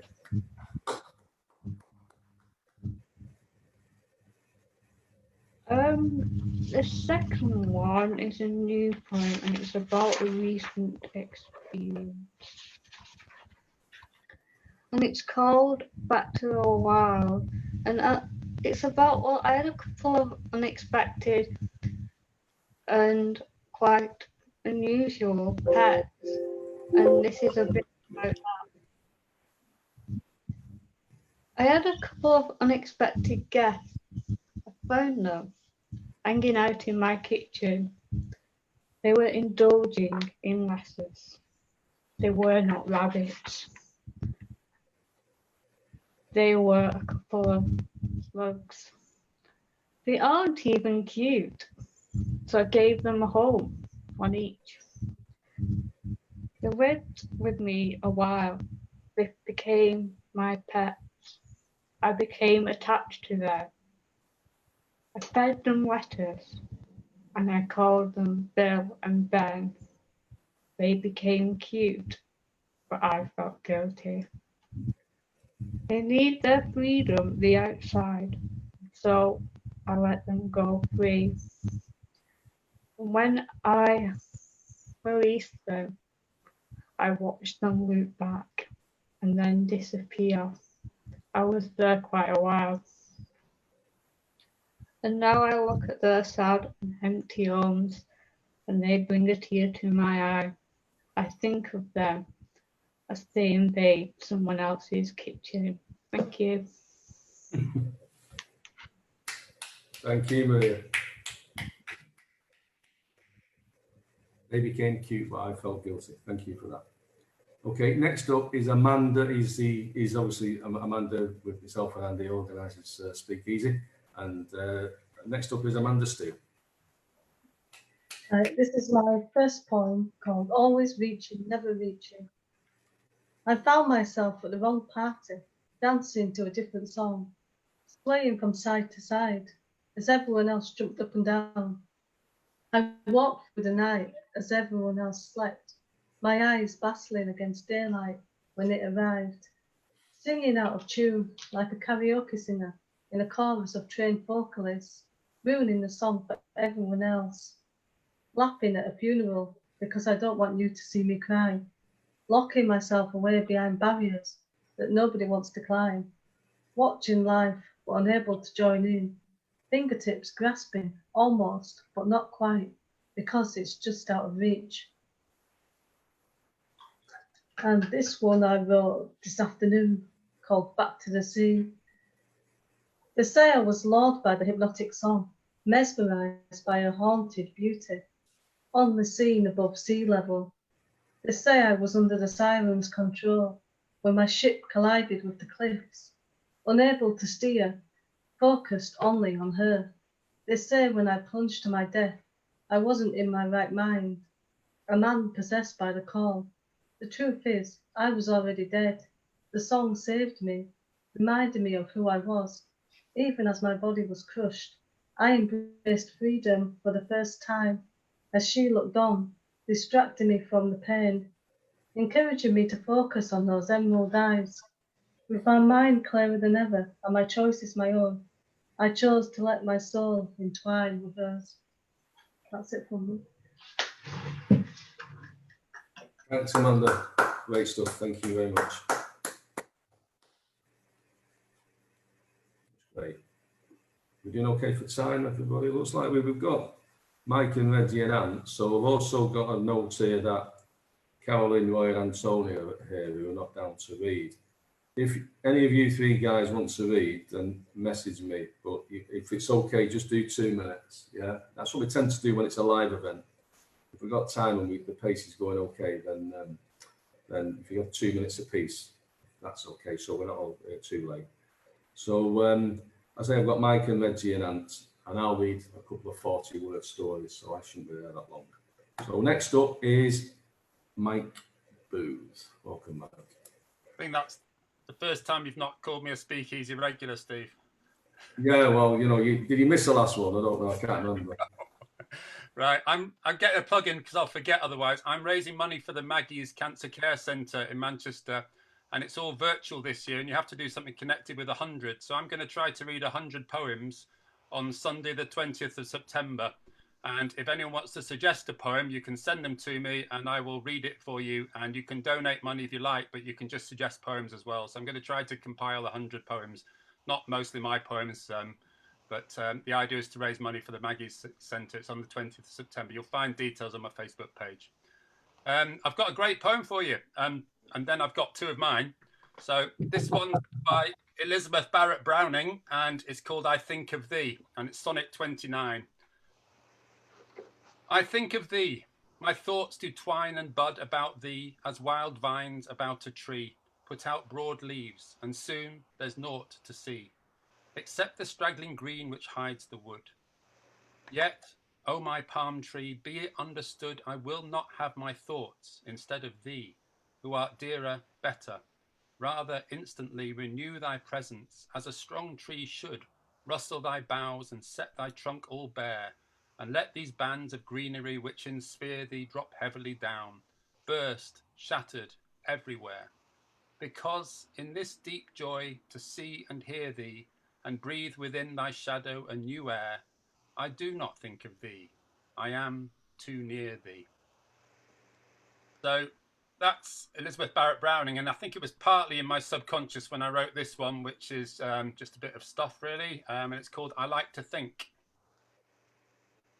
I like to think of sunny days and lounging on the beach. I like to think of calm, but peace seems strangely out of reach.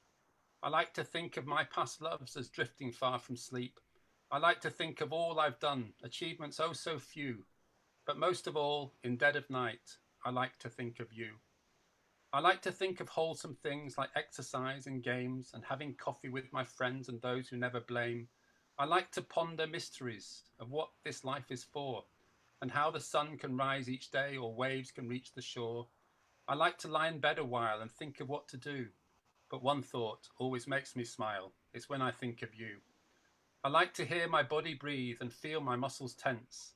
I like to close my eyes and sigh and maybe light incense, and try to still my whirlwind mind of thoughts unsettling me, and think pure thoughts, both soft and kind, to spread love outwardly. I like to find some words which rhyme and coin a phrase or two, or whisper sayings so sublime, but thoughts just turn to you. When times are tough and I feel small, I cannot face the fight. I curl up in a knotted ball and pray for end of night. But as I face the worst of thoughts of failing health and death, I know one thing will still hold force as long as I have breath. I'm happy that I knew you once, a friend so good and true, but most of all in thick and thin, I like to think of you.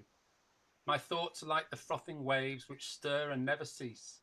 My mood is like the autumn tide which never finds its peace. I ebb and flow upon the shore, leave debris on the beach. The constant movement of my mind leaves calm so out of reach. But deep beneath, on ocean floor, where crab and lobster roam, there is a rhythm, ups and downs, which feels to me like home. Away from all the wind and rain, from crashing water too, it's there my mind will come to rest, when I will think of you. Thank you. And one last one, I wrote this one this afternoon, and it's just the first two lines that got stuck in my mind, and I just kind of worked around those. So I hope you like the rhyme in the second line. I'm quite proud of that one. And it's called I Will Live a Life Mediocre, about failed expectations. I think lockdown's been a time of reviewing life and where we're going and what we've achieved. And this is about a mediocre life. I will live a life mediocre, of cups of tea and lounging on the sofa. Some may fly in jets to palm-fringed sand, or be the frontman in some stadium band, or leap from planes and climb some snowy peak. But my ascent will be upstairs to take a leak. Some may buy a mansion or penthouse suite, or Jimmy Choos or Blarney's for their perfect feet. I'll live just here, in my terrace pad, and comfy onesie and slippers aren't too bad. I'll settle for a life might seem quite sad, of being just a hubby, friend and dad. Caviar, lobster tails and Dom Perignon, for me such high ambitions are long gone. Not my path the high life, black tie, waistcoat, vest, but a life more dull, bland, vanilla suits me best. For me a life more ordinary seems just fine. I'll gulp in spending 20 quid on wine. Some are born to greatness, have it thrust upon. Some get satisfaction from just carrying on. If Rachel Riley offers me a date or Scrabble game, I'll turn her down to wash my hair in spite of all the fame. For I am average Joe, the man in the street, and chippy teas and beans on toast are really hard to beat. If Strictly called to make me dance with Little Mix, I'll tell them I'm busy scoffing a box of Weetabix. So life is not about the things you do or who you spend time with. It's only to thyself be true and love the life you give. Thank you, everyone. Thanks, Mike. Thank you. Thanks for that. I always thought you were going to struggle after rhyming mediocre and sofa. You're always going to struggle to match that after that. I'm glad you enjoyed it, Steve. Yeah, thank you. Yeah, I'm not sure what the Little Mix rhyme and Weetabix, mate. That one was stretching it. Yeah, I think you were stretching it a little bit there. But no, thanks for entertaining us ever. Thanks, Mike. Thanks for the first poem as well. It's nice to hear somebody else's work. Okay. Next up, all the way from Rio de Janeiro, is Reggie. Reggie.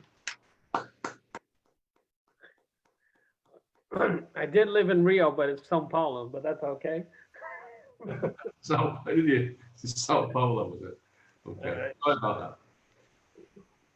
Hello. Hold on.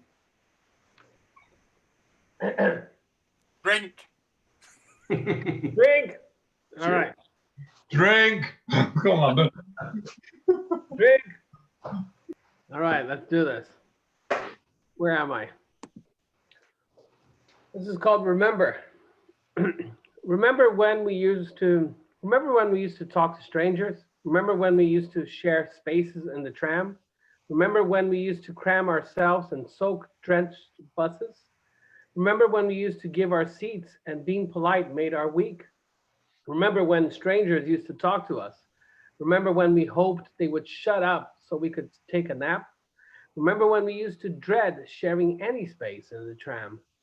Remember when we mourned our existence on those soak-drenched buses? Remember how all we wanted today was to see a stranger pass by? Remember how we forgot how to say hi, what to do with our hands, where to keep our eyes? Remember that conversation you had yesterday on the bus with a stranger, and then another stranger and the bus driver joined in, everyone wearing a face mask, of course, and the conversation pretty much went like this. Muffled prose of the everyday life in a pandemic lockdown world. Drink. Cheers. Drink.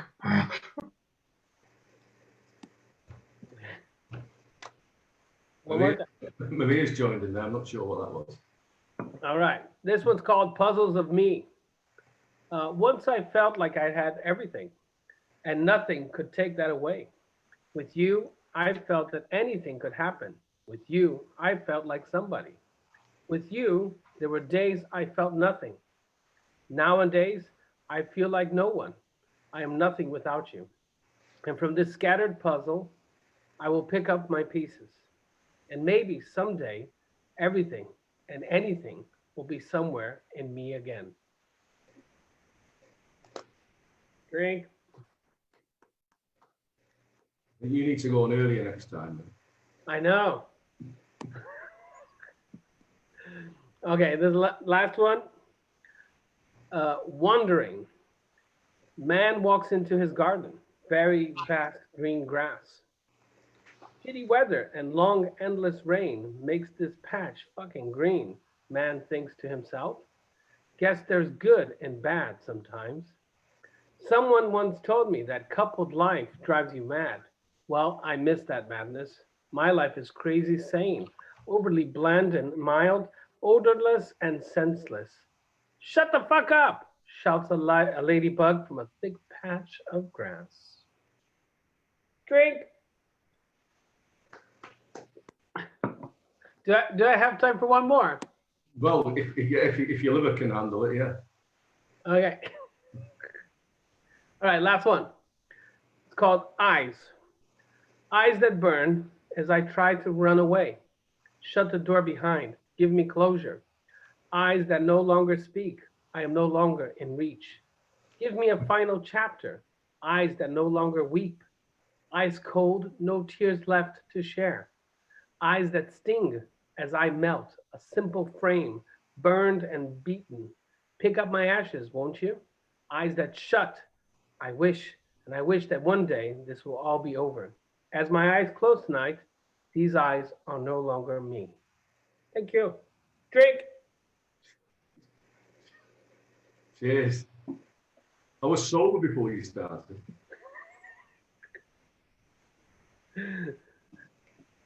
Thank you, Reggie. Thank you for that. I'd like to pick a certain, highlight from your writing, but my head's a bit fuzzy with all that whiskey. So thank you. Entertaining as ever, mate. Thank you very much. All right, then we've got a couple more readers. I've decided I'm not reading. I'm just slurring my words. So we've got Reggie. We've got Ant next. And before we get Ant, let's say, Carolyn, have you got a 2-minute poem for us? You all right, Carolyn? You all right, love? You're on mute. All right. Sorry. Yes, I'm sure I'll find one for you. Okay, thank you. What about you, Antonia? Are you okay? Do you want to? We got a 2-minute poem. Yeah, that's it. You're nodding there. Yeah, you're nodding. Yeah, the wine's underneath the table there. And lastly, and Roy Page must have it too. He's right there. He's right. Top man. You got a 2-minute one, haven't you, Roy? Brilliant. Okay. So next up, all the way from the BBC, all the way from Shepherd's Bush, is Ant Briscoe. Welcome, Ant. Thank you. Can everyone hear me all right? Can I just thumbs up? You can hear me? Nice. Great. Because I bought this microphone the other day and I can't use it right now, so I'm out to use my phone. Okay, so this one I wrote today. I've literally done it a few hours ago. I've got an old one, which is dad jokes, hopefully just to make everyone laugh. But this is a new one I wrote today. It's called Madness, and hopefully you'll find out why. But I wrote it today, so I don't know how to perform it properly, but bear with me. It's called Madness. I want you to know how I feel. So I've written everything down, so please listen to the words I say.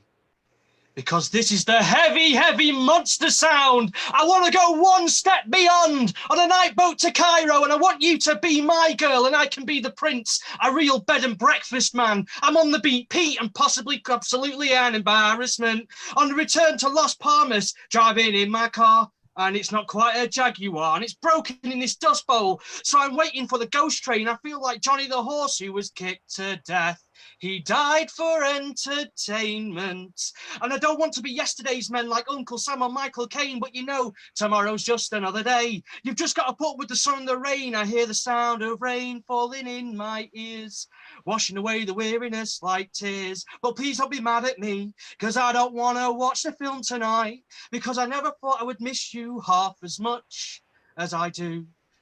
And I never thought I'd feel this way, the way I feel about you, because it must be love, love, love on the wings of a dove. Whoa, whoa, on the wings of a dove. And we can live together in a house like this, and I can be your baggy trousers philanthropist, and it would be our house, in the middle of our street. And I would wear my Sunday best. You might be tired, you need a rest. The kids are playing up downstairs, and it'll be a real house of fun. It's quicker if you won, but this is a chemist, not a joker's shop. And people who say otherwise can just shut up, because I'm love struck, fallen for a lamppost, giving her my utmost, spilling out my deepest feelings, love struck. I've fallen for a lamppost, I'm giving her my utmost. Sorry, need to stop, my heart's pumping, I don't want cardiac arrest, but it must be love, love, love, nothing more, nothing less. Love is the best. But they call it madness, madness, madness. They call it madness. Me, nah, I call it gladness. So that was madness. Thank you. Hope everyone got the amount of references to madness songs and things. I was just listening to them all afternoon. I love them. But yeah, hopefully we've got enough time. This is just one that I've done before, but hopefully it's just something to cheer us all up, because the world's shit. This is called Dad Jokes, and it is just dad jokes. Loved and hated by millions, apparently invented by blokes. This is just a load of dad jokes. Did you hear what happened at the local zoo? They had too many penguins and they didn't know what to do. So they rounded them all up and threw them into the lion's feeding trough. The frenzy went on for hours because they couldn't get the wrappers off. Loved and hated, Jesus, by millions, apparently invented by blokes. This is just a load of dad jokes. Two dogs go out drinking, all sorts of alcoholic stuff. They wake up the next day with hangovers. One says, how do you feel? The other replies, rough. A cheese factory exploded in France. There was nothing left but debris. I threw my boomerang away. Why did I need it? And then it hit me. I went to a restaurant on the moon. It had great food and great beer, but I didn't stick around for long, no, because it had no atmosphere. And then I went to a wedding. It was beautiful. Even the cake was in tears. But then I got let go of my favourite job the other day. My favourite ever job as a human cannonball. I was fired. Why couldn't the bike stand up on its own? It was too tired. And a horse walks into a bar and the owner says, why the long face? And the horse replies, he just tried to sue an airline company because it lost his luggage, but sadly, he lost his case. I threw out all my used pots and spices. It was a complete waste of time. Invited a mushroom to my party. Well, he seemed like a fun guy. But I'm only friends with 25 letters of the alphabet. I don't know why. And when I saw he had grey hairs in my beard, I thought I was going to die. Them a different colour. Look, if you think that's a boring joke about the expense of getting old, I have a boring job and a boring life. I work in a paper factory where my responsibilities are twofold. I robbed one calendar from a calendar shop. Wasn't one of my cleverest stunts. Security grabbed me. I got arrested. I only got away with 12 months. Police had trouble in a local nursery. A 2-year-old was resisting arrest. A serial killer pirate was mistaken for a surgeon. They only found out when they dug up a chest. They brought in an investigator. Yeah, it was an alligator in a vest. Look, dad jokes aren't easy. I'm trying my best. I wrote a song about a tortilla. Well, actually, it was more of a rap. I got asked to put the cat out. I had no idea someone set fire to the cat. Yesterday, a clown held the door open for me and I thought, what a nice jester. He was later arrested for fondling underground mammals. He was a molester. Loved and hated by millions, apparently invented by blokes. This was just a load of dad jokes. And these jokes, they were all awful. But I thought they were quite shareable. And they were all written here on paper. So I'm sorry. They were terrible. Thank you so much, everyone. Stay safe. Thank you. I didn't think they were terrible. I'm going to use a lot of them on Saturday when I meet my daughter and my stepdaughter. So, They're not patent pending, you're fine, mate. Thanks, Ant. You're giving me some material there. Thank you for that. And as always, an excellent performance. Thanks, mate. Really good. All right then. So we're down to the substitutes who have been warming up on the bench. The Ole Gunnar Solskjaer of Speakeasy. Okay. Are your hamstrings loose, Roy?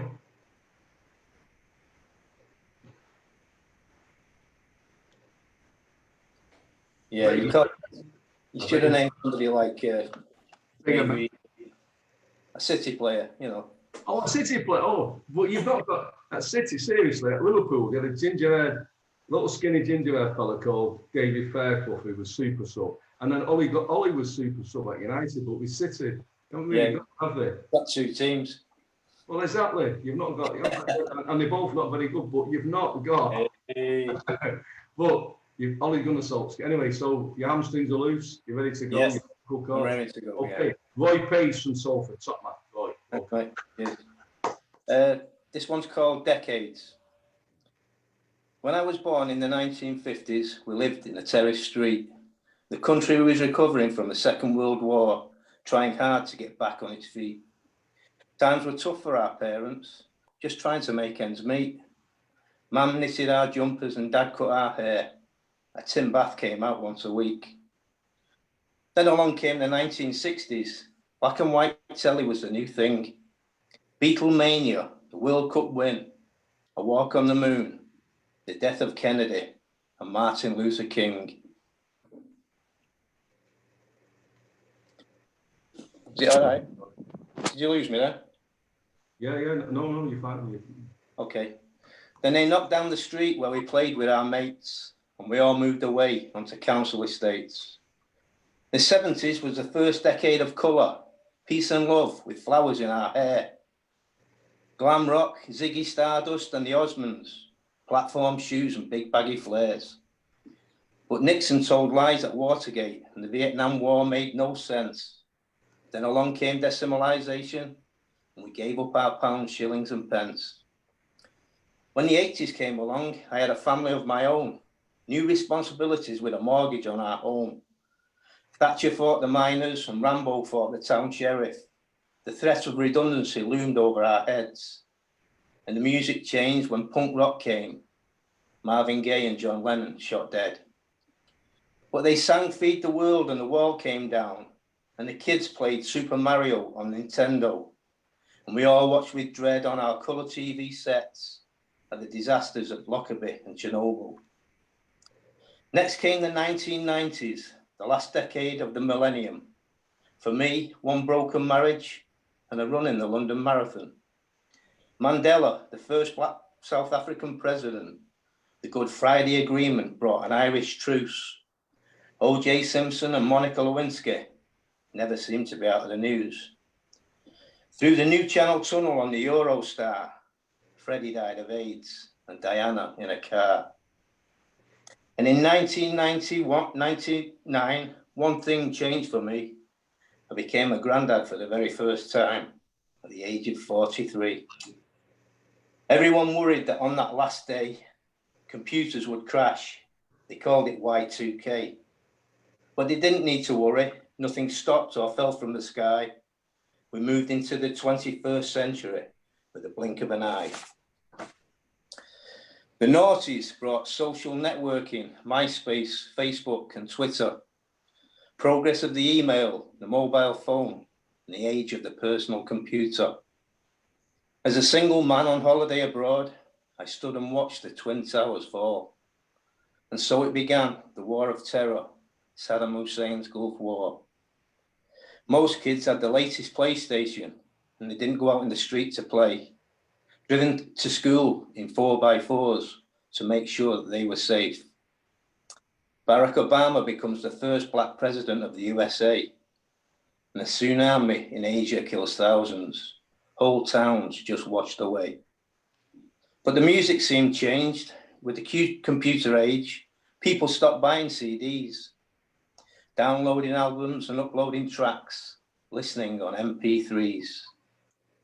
Many bands from the 90s were still touring worldwide, but we lost Amy Winehouse. Michael Jackson died. 2010 and the World Cup in South Africa, and Germany beat us again. Vuvuzelas drove everyone mad, and the trophy went to Spain. The 2012 Olympic Games held in London were a great success. 29 gold with 65 medals. Britain achieved third best. In that same year, I got married again. I think I deserve a medal of my own. But joking apart, when I look back, I never liked being alone. With Donald Trump as president and Prime Minister Boris Johnson, I never thought I'd see the day when the lunatics took over the asylum. Bob Dylan was honoured in literature when he won the Nobel Prize. And in 2017, we lost a legend when Ziggy Stardust died. Then Brexit came along and we had to vote, but nobody had a clue. The country was divided, not knowing what to do. And now the world's been put on hold with this serial killer of the frail and old. But the kids think they're bulletproof, except for a few. So let's fight this thing together and hope that we come through.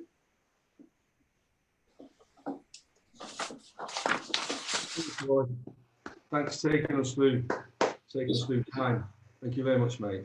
I mean, I have to say that my favourite line out of all of that, well, favourite two lines were one broken marriage and then running the London Marathon. You know, putting those together just sort of said in a few words about, like, you know, resilience and bouncing back and stuff. And I like the marathon marriage sound as well. So great stuff, mate. Thank you for sharing that. Okay.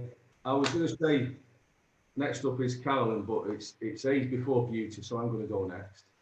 Yeah. So I have decided I'm going to go. I'm going to read a 40-word story. I've entered the Bangor competition in Northern Ireland again, the literary competition, and I've made the short list and the long list. But the story that I thought was the best didn't actually get anywhere. So I submitted 3 stories. So, but I will read the one they've chosen for the short list, which is I've got to record and send to them tomorrow, and they're going to judge on Friday the 18th. So I'll put a link on the Speakeasy page. So if people want to listen to me reading 40 words, which won't take that long, obviously, and there are some, you know, there are other people on the short list as well. So I'll read the shortlisted story. It's called Sharing the Load. Okay, I was really surprised when they said that this is the one that got on there. Sharing the Load. The others on the building site called him Blister because he always turned up after the work was done. Eventually, he was summoned to a disciplinary hearing. He overslept, and in his place, the bricklayer was given a final warning.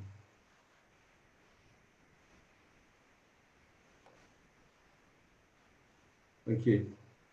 I really enjoyed that.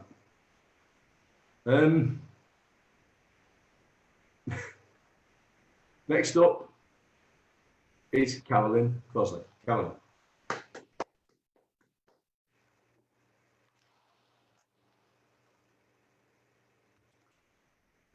Need to unmute, Carolyn, sorry. Carolyn, you want to unmute? One of my secret pleasures that I'll confess to, I do like American cop series, and in particular, I like the CSI. And one of the guys on CSI, who was the lead guy, was called Gil Grissom.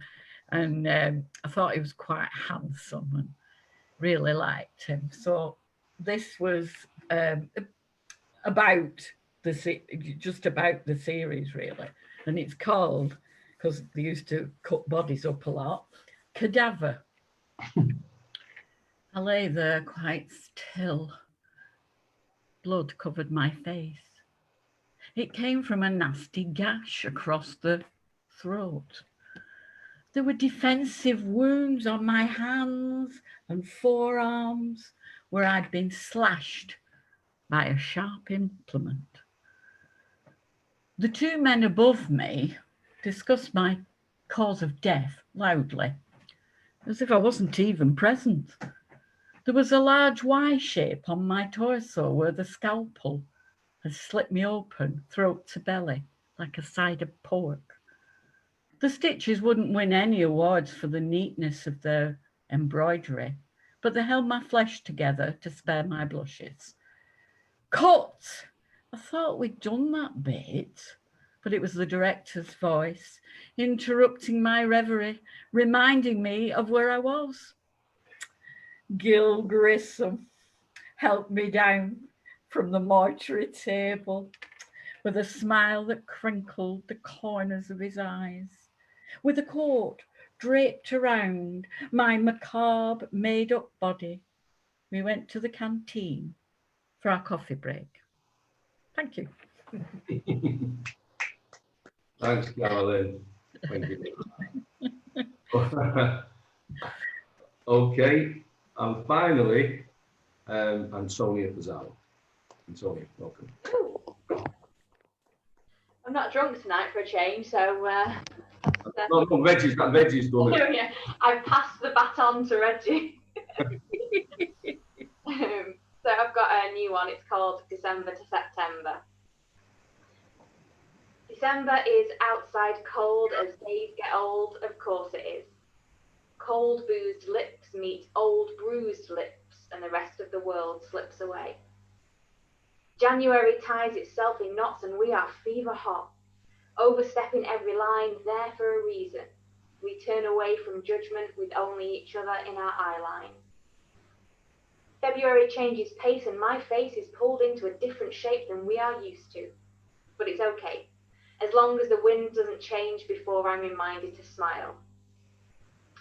March is finding a different way to get away with and work around the seeds of doubt. I'm saying too much again. It's raining out of my mouth.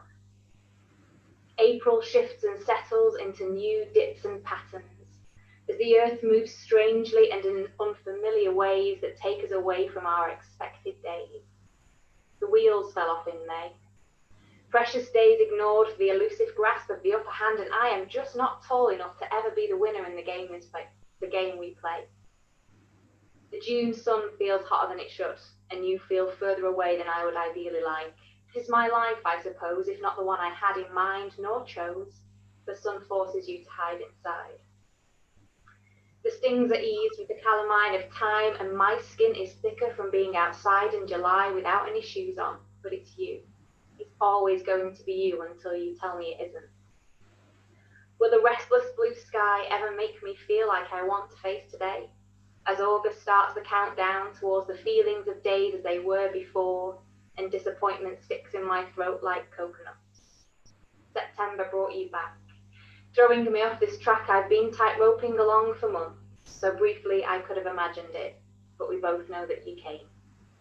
Thank you.